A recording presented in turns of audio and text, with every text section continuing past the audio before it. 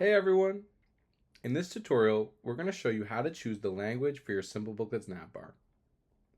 This feature lets you personalize the navigation experience, ensuring your audience can read menus, buttons, and tooltips in their preferred language. So we're going to get started here on the Simplebooklet dashboard, and we're going to select the booklet that we want to update.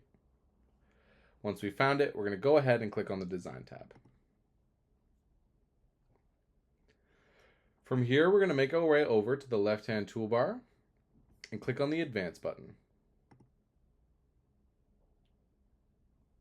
Here's where we'll be able to customize our Navbar language.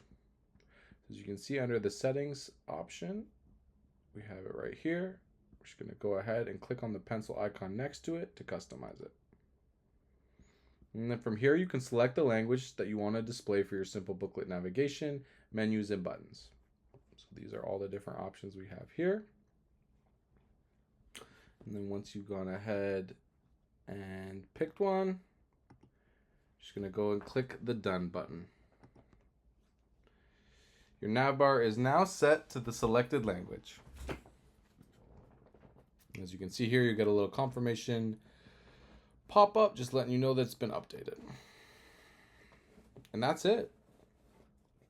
Choosing the right navbar language enhances the awareness stage of the reader's journey.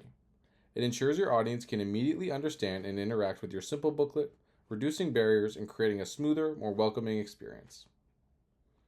And that's it for this tutorial.